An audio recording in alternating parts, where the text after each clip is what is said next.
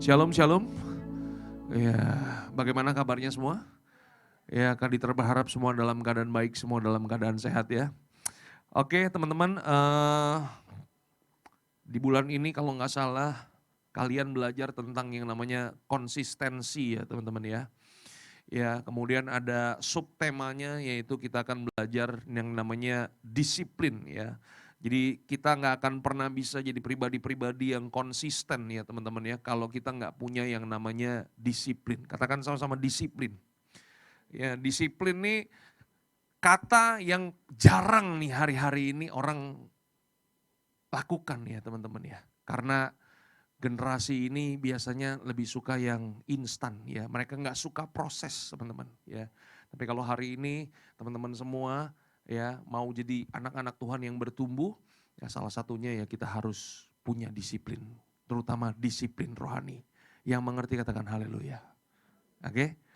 Nah teman-teman semua kenapa sih kita perlu yang namanya disiplin rohani? Karena kekristenan itu punya yang namanya tujuan. Katakan sama tujuan.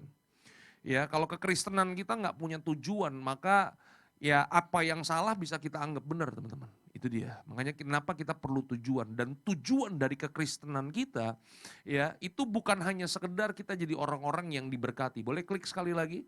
Ya, tujuan kekristenan kita bukan kaya, ya juga bukan sukses teman-teman. Ya, bukan hanya sekedar diberkati. Ya, kita jadi orang Kristen bukan hanya sekedar kita, wah sangat merindukan mujizat. Ya, itu hanya akibat. Percayalah dalam kekristenan ya teman-teman bisa diberkati. Yang mengerti katakan haleluya. Tapi itu bukan tujuan. Teman-teman bisa bedain gak antara tujuan dengan akibat? Siapa di sini yang makan nasi? Iya kan? Pertanyaannya, tujuan kalian makan adalah untuk? Itu dia. Menentukan tujuan makan aja kita suka salah teman-teman. Tujuan makan itu untuk kenyang, atau untuk hidup? Wah gak usah bro, udah biarin aja itu. Gak apa-apa. Wah ngerepotin nih. Dahsyat. Ini masuk surga pas ini nih. Kasih tepuk tangan dulu bang mereka. Itu apa begini? Alhamdulillah. Oh bukan ya. Begini. Ya. Tadi sampai mana? Jadi lupa ya kan nih. Untuk menentukan tujuan makannya kita salah. Tujuan makan untuk kenyang apa untuk sehat? Hah? Apa untuk hidup? Untuk hidup, bukan buat kenyang, betul gak sih? Kalau tujuan kita makan kenyang, kita akan makan apa aja. Dan kita akan makan jam berapa aja. Iya kan? Jam 10 malam mau tidur makan nasi goreng mie tek-tek. Nah, untuk kenyang, betul gak sih? Iya kan? Makanya kita akan makan apa aja, ya kan? Besi dikecapin, kita makan, ya kan? Wah makan apa aja, ya kan? Babi kayak, wah binatang yang berkerayap, wah, semua kita makan. Kenapa? Salah tujuan, yang mengerti katakan haleluya.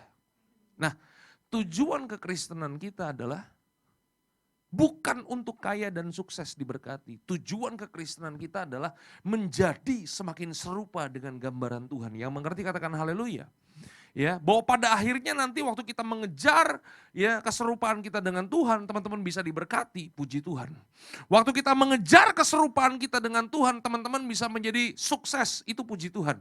Waktu kita mengejar keserupaan kita, ya mujizat terjadi dalam kehidupan kita, itu puji Tuhan. Tapi jangan dibalik, jangan menjadikan kaya sukses jadi tujuan, itu hanya akibat. Tempatkan apa yang menjadi tujuan dan tempatkan apa yang menjadi akibat. Yang mengerti katakan haleluya. Nah pertanyaannya adalah begini, bagaimana caranya kita bisa semakin serupa dengan gambaran Tuhan? Katakan sebelah kanan, sebelah kiri. Serupa dengan gambaran Tuhan. Nah serupa dengan gambaran Tuhan itu artinya apa sih? Serupa dengan gambaran Tuhan kan bukan berarti wajah kita jadi kayak Tuhan kan? Hah? Kalau serupa dengan Tuhan, wajah kita jadi kayak Tuhan. Coba lihat samping kanan, samping kiri. Mau jadi Kristen gak? Gak bakalan mau. Gak punya pengharapan. Iya kan? Serupa dengan gambaran Tuhan itu bukan wajah kita jadi kayak Tuhan. Serupa dengan Tuhan itu artinya makin lama hidup kita tuh makin punya kualitas Tuhan. Makin lama hidup kita tuh makin punya karakter Tuhan, punya bobot Tuhan. Makin lama kita jadi orang percaya, kita masih akan memiliki yang namanya kualitas pengampunan, akan punya kualitas kasih yang luar biasa. Makin lama kita makin bertumbuh dalam karakter dan kualitas Tuhan. Yang mengerti katakan amin. Pertanyaannya, bagaimana caranya kita sampai kepada tujuan itu?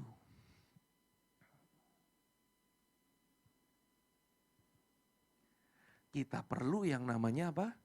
Disiplin rohani. Klik sekali lagi. Ya. Bagaimana caranya kita bisa semakin serupa dengan gambaran Tuhan? Ya dengan disiplin rohani. Teman-teman di sini ada yang tahu Aderai gak? Nggak tahu ya? Kesian banget hidupnya. Masih tanya Aderai begini nih.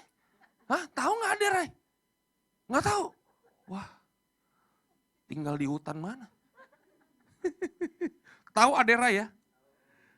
Pertanyaan Kak Dieter adalah begini, Aderai itu terkenal dengan apanya? Oh bukan rambut ya? Terkenal dengan apa? Ototnya. Yang mengerti katakan haleluya. Wes, iya kan. Cowok-cowok kan banyak ya kan, latihan nge-gym untuk seperti badannya seperti Aderai, ya kan. Six pack, ya kan, ini dada bidang 2, ya kan. Ada 6 telur, 1, 2, 3, 4, 5, 6, ya kan. Nggak kayak Kak Dieter, ya kan. United Kingdom. Kerajaan bersatu, ya kan? Ya kan? Nah pertanyaannya adalah begini, bagaimana caranya supaya makin lama tubuh kita jadi seperti Aderai? Ngeliatin fotonya Aderai tiap hari? Hah? Memandangi fotonya Aderai? Percayalah, kalian pandangi fotonya Aderai sampai itu foto luntur, nggak bakalan berotot kalian. Setuju nggak? Kalau badan kalian mau berotot seperti Aderai, maka nggak bisa enggak. Kita harus disiplin, latihan, disiplin, masuk gym, latihan barbel, angkat ini, ya kan, betul gak sih? Latihan otot, latihan kaki, latihan pundak, semua kita mesti latih teman-teman. Baru badan kita bisa jadi. Begitu juga dengan kekristenan kita. Bagaimana caranya? Makin hari ada kualitas Tuhan yang muncul dalam kehidupan setiap kita. Bagaimana caranya supaya setiap kita punya pengampunan seperti yang Yesus punya? Bagaimana caranya kita punya kasih seperti kasih Yesus? Bagaimana caranya? Mandangin fotonya Yesus setiap hari? Hah? Nggak bisa. Kita harus punya disiplin rohani. Itu dia. Amin. Ada seorang teolog yang sangat luar biasa ya. Coba klik sekali lagi. Ada nggak namanya? Oh, belum itu ya. Oke, kita baca ayatnya dulu deh supaya kita lebih rohani. 1, 2, 3. Tetapi jauhilah tahayul dan dongeng nenek-nenek tua. Apa katanya? Latihlah, apa katanya? Dirimu beribadah. Katakan sama-sama, latihlah. Beribadah. Oke? Kenapa? Karena ayat yang ke-8 katakan begini. Latihan badani terbatas gunanya. Tetapi ibadah itu berguna dalam segala hal. Karena mengandung janji baik untuk hidup ini maupun hidup yang akan datang.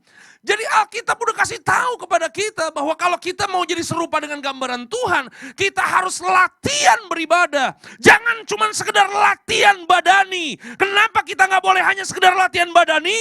Karena latihan badani berguna nggak? Nggak bisa jawab nih. Nih saya nanya lagi nih, udah pada makan belum nih? Harusnya lebih semangat ya. Latihan badani berguna? Gua nggak nanya terbatas atau enggak, berguna dulu nggak nih? Ulang, latihan badani berguna? Berguna. Tapi masalahnya firman Tuhan katakan, latihan badani itu gunanya terbatas. Kenapa terbatas? Karena latihan badani itu bergunanya cuman pada waktu kita hidup di dunia ini aja. Yang mengerti katakan haleluya. Katakan sebelah kanan, sebelah kiri. Masalahnya lu gak selama-lamanya di dunia ini aja. Itu masalahnya. Hah? Di sini ada yang mau selama-lamanya hidup. Udah tua sakit-sakitan gak mati-mati, mau kayak begitu terus? Enggak lah, betul gak sih? Kita hidup bukan hanya sekedar ada di dunia ini aja. Kita hidup nanti akan ada di kekekalan. Itu sebabnya dikatakan bahwa latihlah dirimu beribadah. Kenapa? Karena latihan beribadah akan membuat semuanya bukan hanya sekedar berharga di dunia ini, tapi di dunia yang akan datang. Yang mengerti katakan haleluya. Itu dia. Kata latihlah dirimu beribadah, ini bagus nih teman-teman ya. Coba klik sekali lagi. Ya. Dalam bahasa asli Alkitab, kata latihlah itu dipakai kata gumnazo. Katakan sama-sama gumnazo. Dari kata gumnazo kita dapat kata gimnasium, teman-teman. Artinya apa? Seperti orang yang datang ke fitness, teman-teman. Latihan rutin. Oke? Yang mengerti katakan haleluya. Jadi yang namanya disiplin atau latihan, konsistensi, itu harus disiplin teman-teman. Harus konsisten, harus punya ketekunan. Karena tanpa ketekunan, engkau gak akan pernah bisa menghasilkan buah. Halo. Latihlah dirimu beribadah. Kata beribadah dalam bahasa Yunaninya dipakai kata eusebia. Yang Alkitab terjemahan bahasa Inggris terjemahkan dengan kata ini. Godliness. Katakan sama-sama godliness. Yang artinya apa? Yang artinya keserupaan dengan Tuhan. Jadi latihan beribadah itu bukan hanya sekedar latihan jadi singer, jadi asyar, jadi WL. Tapi latihan beribadah, latihan keserupaan dengan Tuhan. Halo? Kalau latihan keserupaan dengan Tuhan berarti begini, latihannya tidak terbatas hanya di 4 tembok gereja. Dimanapun engkau berada, itulah ibadahmu. Yang mengerti katakan haleluya. Masalahnya kan seringkali kita nggak punya pengertian model kayak begini. Pemahaman kita latihan beribadah cuma di gereja. Guys, di gereja itu cuma 2 jam. 1 hari itu bukan 2 jam. 1 hari itu 24 jam. Yang mengerti katakan haleluya. Berarti begini, 22 jam waktu engkau keluar dari gedung gereja, itulah ibadahmu yang sejati. Ya ampun 3 orang yang amin. Udah keringetan nih khotbahnya guys. Minimal nunduk-nunduk lah ya kan, kasih respon lah, jangan diem aja. Ada amin, haleluya di sini. Itu dia, latihlah dirimu beribadah seperti orang masuk ke gym. Oke. Makanya begini teman-teman, untuk kita bisa konsisten teman-teman, jangan gini loh. Habit itu perlu dibangun. Katakan sama-sama, kebiasaan itu perlu dibangun. Iya kan, betul gak sih? Iya kan? Jangan begini, jangan wah pulang dari sini ya kan habis dengar khotbah model kayak begini, Koditer Nicholas. Habis dengar khotbah Koditer Nicholas, hatiku terbakar berapi-api. Aku akan putuskan mulai hari Senin. Wah, aku akan baca Alkitab. Ya kan, 1 hari 10 pasal. Wes, ya kan. Aku akan pujian penyembahan. Hari Senin bangun jam 4 pagi. 1 jam aku akan worship, baca Alkitab 10 pasal setiap hari. Percayalah Kaditer, abis dengar khotbahnya Kaditer, no Bible, no breakfast. Kan gitu kan, dahsyat. Kan gitu kan, kalau udah berapi-api kan gitu, kita putuskannya model kayak begitu. Pertanyaannya, hari Senin bisa gak worship 1 jam, baca Alkitab 10 pasal? Senin bisa gak Senin? Bisa. Masih on fire, masih ada urapannya. Kan gitu kan, bener gak sih? Tapi minggu depan, udah mulai worshipnya kurang, setengah jam jadinya, ya kan. Baca firman Tuhan tadinya 10 pasal jadi kurang 5 pasal, ya kan. Bulan depan, 5 menit aja worship, ya kan. Baca Alkitabnya 1 ayat aja, ya kan. 3 bulan kemudian 1 kata baca Alkitab, tidur langsung dia, 1 kata. Kenapa? Kenapa banyak orang gak konsisten model kayak begitu? Seperti latihan gym, jangan banyak-banyak dulu.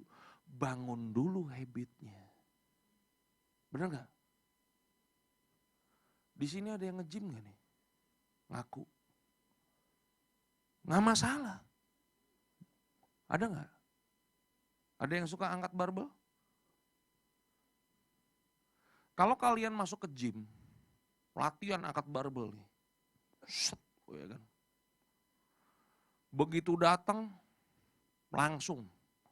Yang 50 kilo langsung lu angkat 10 kali. 50 kilo 10 kali. Das.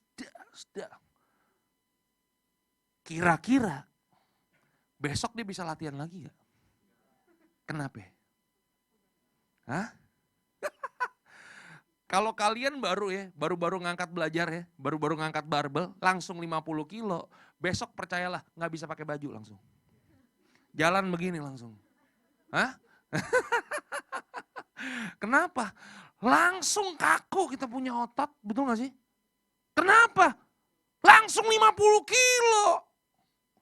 Kalau kita mau ngelatih otot badan kita, jangan langsung 50 kilo. Datang ke gym.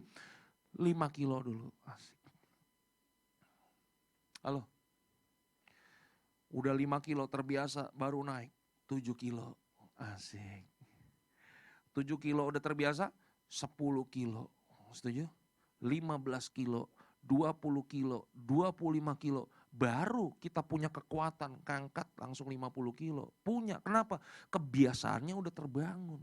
Begitu banyak anak-anak muda hari ini, ya kan, nggak konsisten dalam disiplin rohani. Kenapa?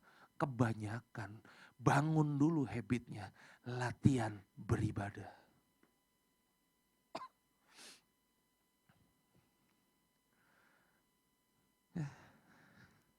Udah lanjut deh. Ya, amin kayak apa, haleluya kayak apa. Udah next brother, Dietrich Bonhoeffer ya. Nama saya Dieter Nicholas, nama saya diambil dari nama teolog ini, seorang teolog Jerman teman-teman ya. Ini orang luar biasa banget nih, dari masih muda udah menyerahkan hidupnya buat Tuhan, oke. Dietrich Bonhoeffer kemudian dia punya statement begini, disiplin rohani adalah sarana kasih karunia. Teman-teman tahu ya, ada pengajaran kasih karunia ya. Grace, pernah dengar gak itu? Pengajaran kasih karunia. Ya kita udah gak perlu lakukan apa-apa lagi. Semuanya sudah dilakukan Yesus di kayu salib 2000 tahun yang lalu. Jadi nikmatin aja. Nah, Dietrich Bonhoeffer punya pendapat bahwa disiplin rohani itu perlu. Kenapa? Karena disiplin rohani itu bukannya meniadakan kasih karunia. Kita hidup dengan kasih karunia, tapi untuk kita bisa sampai kepada tujuannya, kita perlu yang namanya disiplin rohani. Makanya dia berpendapat disiplin rohani itu adalah sarana daripada kasih karunia. Saya kasih contoh, ini saya udah beli nih teman-teman ya. Ini saya beli 2 bukan karena rakus, karena ada promo, 12.000 dapat 2. Oke. Contoh yang paling gampang ini adalah Ultramilk ini, ya kan? Ultramilk, kalau teman-teman beli susu Ultramilk ini, ya kan? Ini kan satu paket dengan sedotannya, yang mengerti katakan haleluya. Betul gak sih? Ada gak di sini pergi ke Alfamart atau Indomart, kalian beli susu ultranya sendiri, beli sedotannya sendiri, ada gak? Katakan sebelah kanan, sebelah kiri, dibohongin kamu itu. Ya, informasi buat kita, beli susu ultra, dapat apanya? Dapat sedotannya. Yang mengerti katakan haleluya. Tolong dibukain. Asik. Kalau punya asisten gini nih enak nih. Ya kan? Ya ngapain? Colokin dong. Ya kan? Bisa? Oke. Ulang, tar dulu, ya kan? Susu ini adalah kasih karunia. Katakan, ini adalah kasih karunia. Kan bener gak sih? Makanya karena ini kasih karunia, Kak Dieter berikan kepada pemain drum. Ini pemain drum kan tadi kan? Was. Langsung terpancar kemuliaan Tuhan begitu terima susu. Haleluya. Ini adalah kasih karunia, makanya dikasih. Yang mengerti katakan haleluya. Nah pertanyaannya bagaimana kita bisa menikmati kasih karunia ini? Bagaimana menikmatinya? Harus ada apa? Sedotannya. Karena sedotannya ini adalah sarana untuk menikmati kasih karunia. Yang mengerti katakan amin. Katakan sebelah kanan, sebelah kiri, jangan minum sedotannya. Yang mengerti katakan haleluya. Yang diminum apanya? Susunya. Sedotannya hanya? Katakan sebelah kanan dan sebelah kiri. Jangan minum sedotannya, blow on. Yang mengerti katakan haleluya. Coba diminum. Percayalah, tidak ada sianidanya. Ice cold, ya kan? Ya, enak ya brother, thank you ya, God bless you, thank you. Yang mengerti katakan haleluya. Jadi disiplin rohani itu penting, ya kan? Jangan sampai kita jadi orang Kristen tanpa melakukan disiplin rohani. Karena tanpa disiplin rohani, kita nggak akan pernah menikmati yang namanya kasih karunia Tuhan. Oke? Ya, next. Nah, ada beberapa pandangan yang salah, pandangan yang keliru terhadap disiplin rohani. Ya, yang pertama adalah banyak ada orang berpikir begini bahwa disiplin rohani itu sudah lagi tidak perlu, ya kan? Ini yang kita sebut dengan Injil murahan. Ya, udah nggak perlu lagi disiplin rohani. Ya, kita jadi Kristen menikmati saja, murahan sekali. Halo? Pandangan yang kedua adalah disiplin rohani itu diperlukan untuk memperoleh dan mempertahankan keselamatan. Ya, Injil perbuatan. Ya, orang-orang yang punya cara berpikir seperti itu untuk mempertahankan keselamatan biasanya berkembang di gereja-gereja Pentakosta.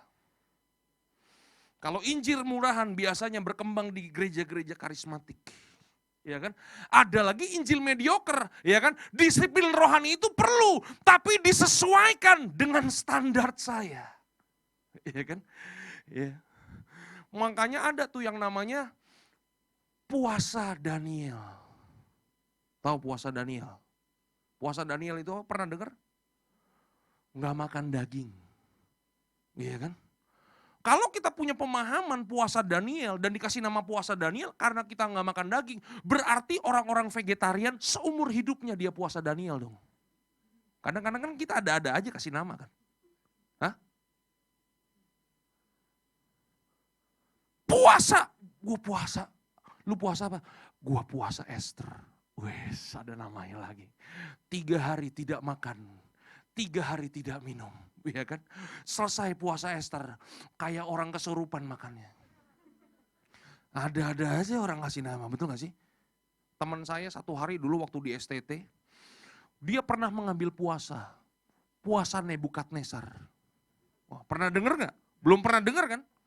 Kalian tahu apa itu puasa Nebukadnezar? Kalau dia makan yang gak enak, batal puasanya. Jadi mesti makannya enak. Ya puasa raja-raja itu Nebukadnezar. Ya kan kadang-kadang kan orang nama-namain begitu disesuaikan dengan kondisinya, dengan standarnya dia kan. Betul gak sih? Harusnya begini, ya kalau mau puasa ya puasa. Sesuai dengan standar firman Tuhan, bukan standar kita dong.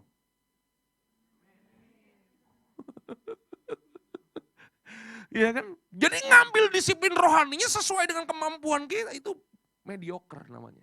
Ya, yang terakhir, disiplin rohani sebagai persyaratan untuk memperoleh berkat-berkat tertentu.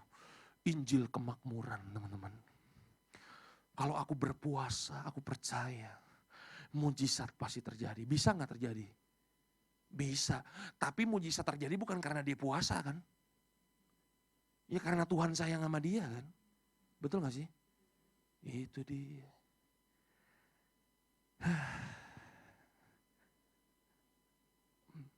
Dah, yang terakhir dah. Ini contoh-contoh sederhana aja ya, buat anak-anak muda ya. Sebenarnya disiplin rohani yang saya catat itu ada 1000 disiplin rohani. Tapi nggak mungkin kan kita 1000-1000-nya ya kan. Karena teman-teman semua di sini on fire luar biasa. Saya kasih 3 aja hari ini. Jadi nggak usah banyak-banyak ya kan, 3 aja belum tentu bisa dilakukan. Yang pertama, kalau teman-teman mau ngambil ya kan disiplin rohani supaya hidup kita tuh makin berkualitas, ambillah disiplin yang namanya disiplin menyendiri. Katakan sama-sama menyendiri. Oke. Menyendiri ini bukan disiplin bengong ya. Ya, katakan sebelah kanan sebelah kiri. Menyendiri itu beda sama bengong. Ya kan, kalau bengong tuh nggak jelas. Menyendiri itu artinya apa? Kita mundur dari kegiatan-kegiatan kita, dari kesibukan-kesibukan kita. Ya, contoh firman Tuhannya ada di mana? Matius 14 ayat yang ke-23, kita baca sama-sama. 1, 2, 3. Dan setelah orang banyak itu disuruhnya pulang, katakan disuruhnya pulang. Ya, jadi Yesus selesai ngajar, maka apa yang terjadi? Orang-orang disuruh pulang, pulang. Ngapain disuruh pulang? Alkitab berkata, Yesus naik ke atas bukit untuk berdoa seorang diri. Jadi ternyata disiplin ini perlu kita ambil kalau kita udah kebanyakan pelayanan, kita udah kebanyakan sibuk, kita udah kebanyakan tugas, kita perlu waktu menyendiri, undur dari semua kesibukan kita, bangun hubungan dengan Tuhan dengan cara apa? Berdoa seorang diri. Banyak orang senengnya doanya rame-rame. Kalau sendirian dia nggak bisa doa, tapi kalau rame-rame dia bisa doa, ya kan? Betul nggak? Ini bukan yang di Glow sini, kalau yang di sini mah semuanya bisa doa. Wah, 3 orang doang nih, amin nih. Hah? Menyendiri berdoa, ya kan? Ketika hari sudah malam, ia sendirian di situ. Ambil waktu. Jangan bangun pagi, handphone dulu yang diambil. Ya kan? Ya kan? Jangan kita udah kesibukan, kita udah capek, kemudian kita main langsung molor aja. Ambil waktu untuk menyendiri bersekutu dengan Tuhan. Ambil waktu untuk introspeksi diri kita. Ambil waktu untuk merenungkan firman Tuhan. Ambil waktu untuk belajar firman Tuhan. Halo.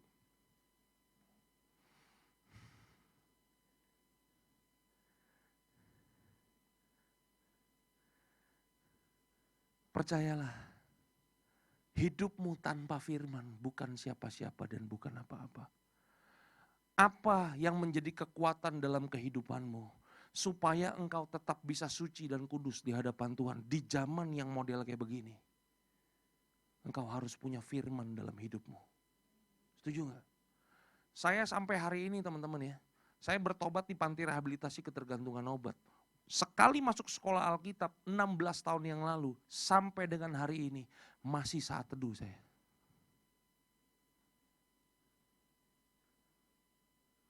Tiap pagi bikin daily devotion. Daily devotion. Kenapa? Karena saya mengerti tanpa firman saya bukan siapa-siapa dan bukan apa-apa. Itu disiplin yang perlu kita kerjakan dalam kehidupan. Kapan waktu yang terbaik untuk kita undur diri menyendiri? Makanya saya kasih 2 ayat di situ. Ya. Matius 14 ayat yang ke-23, kapan Yesus menyendiri? Ya ampun, kapan? Aduh. Markus 1 ayat yang ke-35, firman Tuhan katakan apa? Baca, 1, 2, 3. Pagi-pagi benar, waktu hari masih gelap, ia bangun dan pergi keluar, ia pergi ke tempat yang sunyi dan jadi waktu yang paling tepat untuk kita mengambil waktu, membangun hubungan kita dengan Tuhan, waktu yang paling tepat malam atau pagi? Hah? Malam atau pagi? Yang pagi. Yang malam. Keterlaluan kalian ini. Nggak pernah mengambil disiplin rohani ternyata. Ulang ya kan, yang malam. Yang pagi. Yang siang. Yang sore. Itu apaan sih yang dikhotbahin pendeta itu, nggak ngerti kita apa? Ngerti gak sih? Jadi waktu yang terbaik itu pagi atau malam? Yesus pagi atau malam? Menurut Alkitab yang terbaik itu waktu pagi atau malam? Jawabannya tergantung. Kenapa di dalam Alkitab Yesus pagi-pagi benar, tapi di ayat yang lain malam hari dia datang kepada Tuhan. Ada pagi, ada malam, mana yang benar? Tergantung. Yesusnya sempatnya kapan? Loh iya dong. Kalau sempatnya pagi dia pagi, sempatnya malam dia malam. Yang paling penting kan bukan waktunya pagi atau malam. Yang paling penting Disiplin rohani ambil tiap hari. Itu yang paling penting. Wah puji Tuhan nih, revival nih abis ini nih Pak. Langsung ditepokin tangan. Saya pikir udah gak ada orang di sini loh. Halo? Betul gak sih? Itu dia. Karena kan kita sering kali denger ya pendeta-pendeta tua zaman dulu ya kan. Saya sering denger tuh dulu tuh ya kan. Bapak ibu saudaraku terkasih dalam Tuhan, kita harus bangun pagi-pagi. Jangan sampai kita kalah dengan saudara-saudara kita yang di seberang sana. Mereka udah bangun pagi-pagi. Jangan sampai berkat kita diambil sama mereka. Kan gitu khotbahnya dulu ya kan. Kita mesti bangun pagi-pagi. Teman-teman percaya gak berkat kita diambil sama mereka karena mereka bangun lebih pagi? Hah? Kalau konsepnya berkat Tuhan hanya disediakan pagi hari, berarti orang-orang yang jadi satpam sip malam kagak pernah dapat berkat Tuhan itu. Hah? Bener gak? Suster-suster yang kerja sip malam, waduh miskin bener mereka gak dapat berkat Tuhan itu. Masa gitu konsepnya? Enggak dong. Mau pagi mau malam terserah. Kapan waktu terbaiknya? Kamu yang tentukan sendiri. Yang penting tiap hari ambil disiplinnya. Iya kan? Buat istri saya. Pagi-pagi, mana sempat dia saat teduh baca Alkitab. Dia mesti nyiapin makan buat anak, buat suami, betul gak sih? Kalau dia pagi-pagi bangun saat teduh, kelaparan kita berdua sama anak. Waktu yang paling tepat dan terbaik untuk istri saya mengambil saat teduh, nanti suaminya udah kerja, anaknya udah sekolah, dia punya waktu sendiri. Jam 9, jam 10, baru dia renungkan firman. Itu waktu yang terbaik dong. Yang mengerti katakan haleluya. Asik. Udah mulai enak nih, udah mulai cerdas nih. Iya kan? Yang kedua teman-teman ya, contoh yang sederhana yang kedua adalah, nah ini dia nih ya. Ya, ini disiplin rohani namanya disiplin rohani berdiam diri. Katakan sama-sama berdiam diri. Ya, ini disiplin rohani buat siapa nih teman-teman ya? Ini disiplin rohani yang perlu kita ambil buat orang-orang yang mulutnya tuh bocor.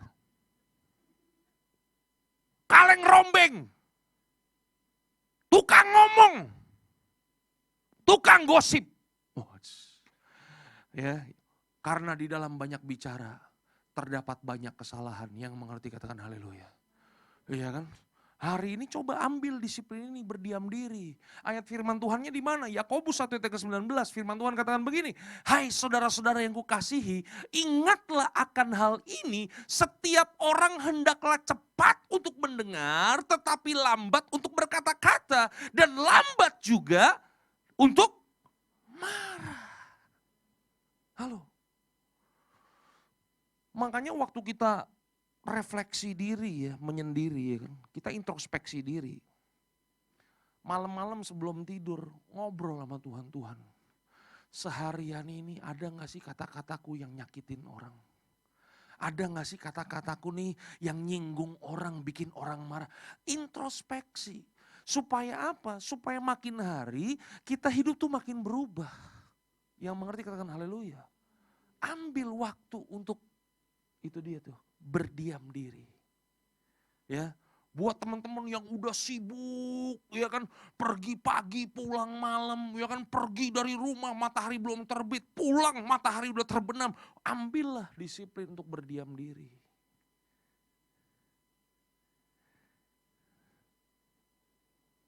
Masih ada nggak? Kalau nggak ada udah kita habis. Oh masih ada. Terakhir kayaknya ini ya. Iya terakhir bro udah. Nah ini disiplin yang penting juga nih, disiplin pengalihan, katakan shifting. Ini terutama buat cowok-cowok nih, ambil disiplin pengalihan ini, ya kan. Apalagi kalau pikiran kita nih ya, udah kecanduan dengan yang namanya pornografi. Halo? Apa itu pornografi Pak Pendeta? Jangan belaga nggak tahu. Kalau ini kita udah kotor nih teman-teman nih. Semuanya tuh bisa porno aja. Betul gak? Beda loh. Wanita melihat dengan pria melihat itu beda. Psikologi. Apalagi kalau pikiran kita udah tercemari dengan pornografi. Perlu contoh gak?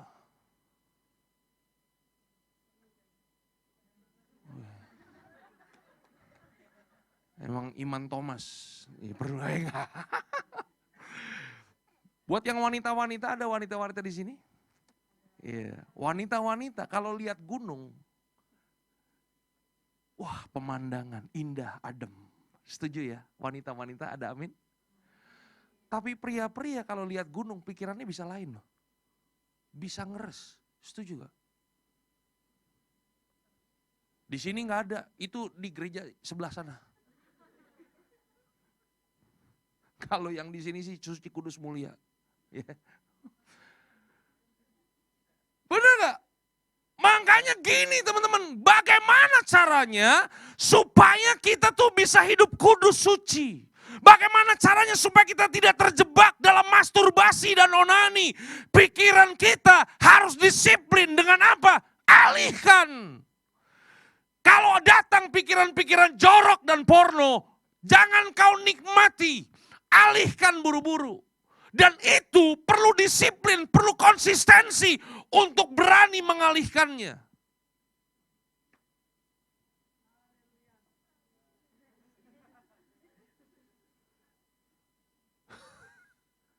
Benar gak? Engkau lagi sendirian di rumah, biasanya di kamar atau di kamar mandi. Masuk, waduh. Kalau engkau nikmati pikiran itu, maka apa yang terjadi? Jatuh dalam dosa pasti. Setuju? Iya kan? Makanya itu sebabnya kenapa engkau bertumbuh tuh jangan sendirian.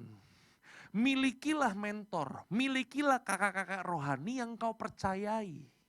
Waktu pikiran-pikiran jorok dan porno masuk dalam pikiranmu, langsung alihkan dengan cara apa? Telepon kakak rohanimu.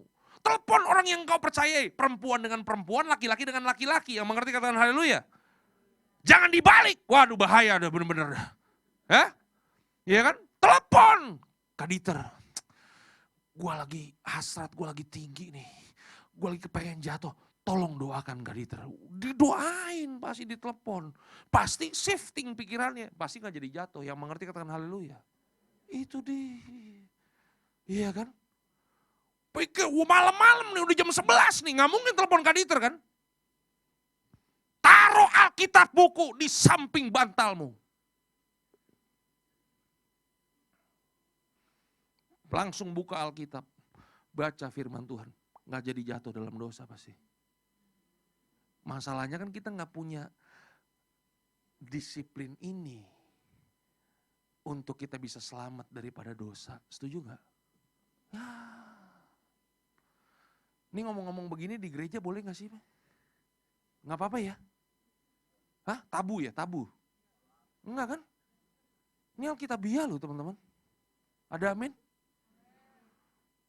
Yang perempuan-perempuan juga sama. Nah tadi laki-laki, sekarang perempuan gantian.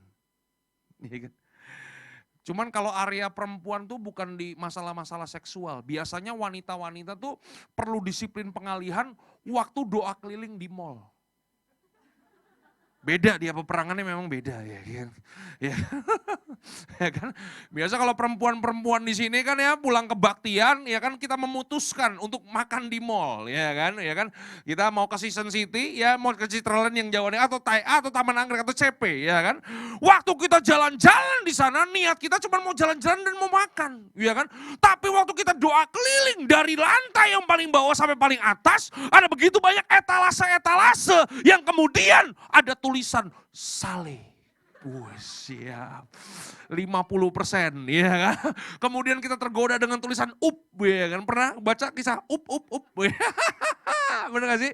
Ya kan kemudian wah ya kita tergoda, kita masuk etalase, kita masuk tokonya, kita ambil barangnya, kita pegang-pegang barangnya. Dan pada akhirnya kita membeli barang yang tidak kita butuhkan. Yang lebih parah lagi, kita beli barang dengan yang tidak kita butuhkan dengan uang yang tidak kita punya. Kita bayar pakai pinjol. Ya kan? Pada akhirnya terjerat dengan pinjol. Syukurin.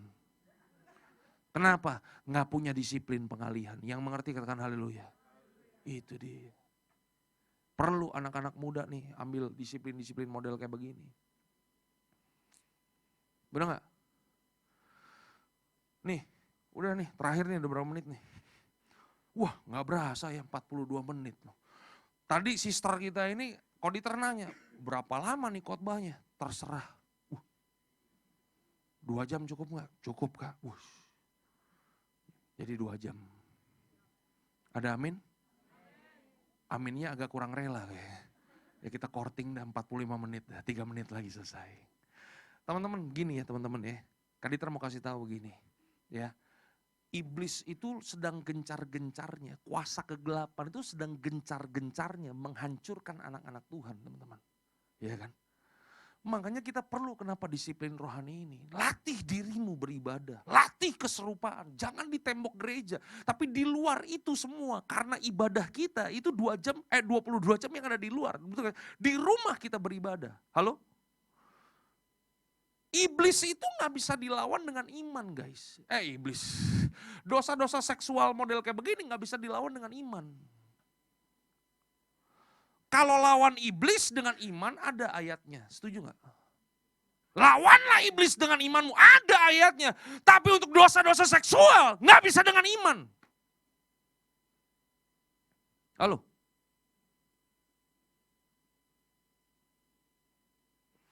Gak bisa ditengking. Godaan datang. Dalam nama Yesus, kuusir engkau. Gak bisa. Sekali mungkin bisa, tapi besok-besok gak bisa lagi dia. Halo? Cewek datang nih, ngegodain kita. Dalam nama Yesus. Nggak pergi-pergi. Dalam nama Yesus. Dalam nama Yesus siapa ses? Nama Yesus siapa ses nih? Ya, sekali lagi ya teman-teman ya. Untuk dosa-dosa seksual model kayak begitu nggak bisa kita lawan dengan iman. Setuju? Ya kan? Masih ingat kisah tentang Yusuf? Waktu digoda sama tante Potifar? Yusuf lawan pakai firman Tuhan? Yusuf tengking, apa yang Yusuf lakukan? Shifting, kabur. Ya kan? Jangan lari mendekat, lari menjauh. Katakan sama-sama, lari menjauh bukan mendekat. Oke? Ya, pulang dari tempat ini, jadilah anak-anak muda yang konsisten, milikilah disiplin rohani supaya hidupmu makin hari makin serupa dengan gambaran Tuhan. Tuhan Yesus memberkati kehidupanmu sampai keturunan ke-7 dan ke-8. God bless you all. Tuhan memberkati. Haleluya.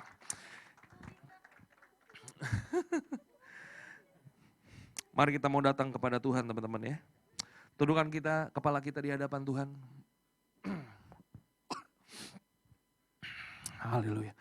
Teman-teman belajar sesuatu hari ini? Ya nggak apa-apa ya, keras sedikit nggak masalah ya teman-teman ya. Agak sedikit vulgar juga nggak masalah lah ya kan. Yang penting kita bahasnya kan di hadirat Tuhan kan, oke? Mari tundukkan kepala kita di hadapan Tuhan. Haleluya, haleluya. Kekuatan di jiwaku, ketenangan di batinku, ada dalam hadirat-Mu, ku menyembah-Mu. Tersungkurku di kaki-Mu, tersungkurku di kaki-Mu. Rasakan hadirat-Mu Tuhan, rasakan hadirat-Mu. Takkan ku melepaskan-Mu, Kau cahaya bagiku, mengiring-Mu seumur hidupku, masuk dalam rencana-Mu Bapa. Pikiranku, kehendakku, ku serahkan padamu. Harapanku